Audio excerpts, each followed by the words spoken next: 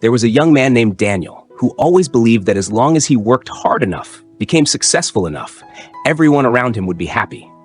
He threw himself into work as if time were a race, one he could never afford to stop running. Day after day, he lived in meetings, business trips, unfinished plans, and thousands of unanswered emails. The older he grew, the further he drifted from his family. Not by distance, but by silence. Every Sunday evening, his mother still called. Her voice was warm like the glow of a summer sunset. "When will you come home, my son?" And Daniel, as always, would answer, "I'm too busy, Mom. Maybe another time." She smiled gently, as if she had already grown used to that answer. But on the other end of the line, no one could see her eyes quietly turn toward the empty chair by the dining table, the one she always kept for her son. Time passed quickly. Seasons changed. Leaves fell from the old tree by the window. Rains came and went, and yet Daniel never returned home. He thought, there's still plenty of time. We all think that, until time no longer waits for us. One afternoon, while sitting in an office filled with the sound of keyboards and the glare of white lights, Daniel received a call. It was his father. Only 3 words were spoken. "Your mother's gone." No explanation, no tears, just a heavy silence that pressed against his heart. The train ride home that night felt longer than ever. Daniel sat by the window, watching the fields and small towns fade away behind him. He remembered every missed call, every message left unanswered, every promise of next time that would never come again. The old house appeared in the darkness.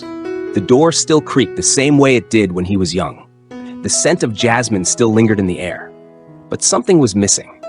Everything felt emptier. In the small kitchen, the dining table was still there, except now his mother's chair was empty.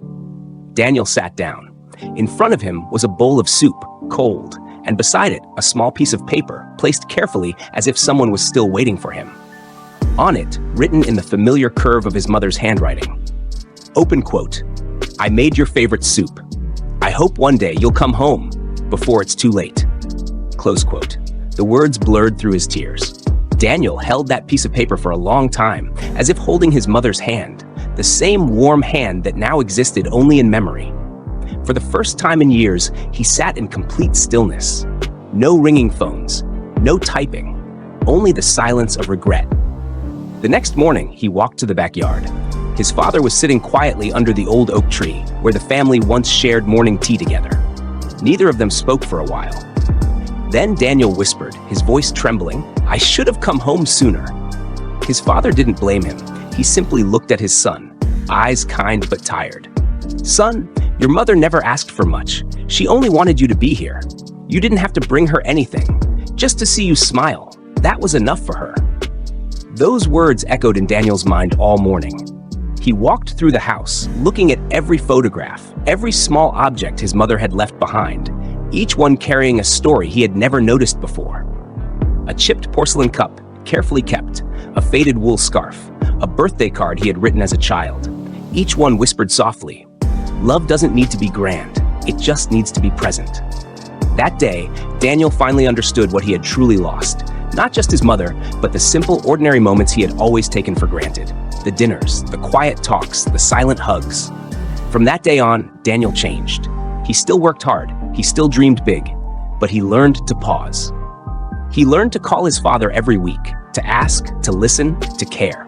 He learned to visit old friends, not for any reason, but just to say, "I miss you." He learned to say thank you when someone cared, instead of assuming it was something he deserved. He realized that gratitude is not just about words. It's about being present. It's about showing up when someone needs you. It's about giving your time, even a little. It's about listening, even in silence. Because one day, the chair you once left empty may be the chair you wish you could sit beside again.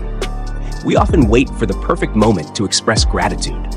But sometimes, perfection is simply an ordinary moment when we pause, smile, and say, "Thank you for being here today."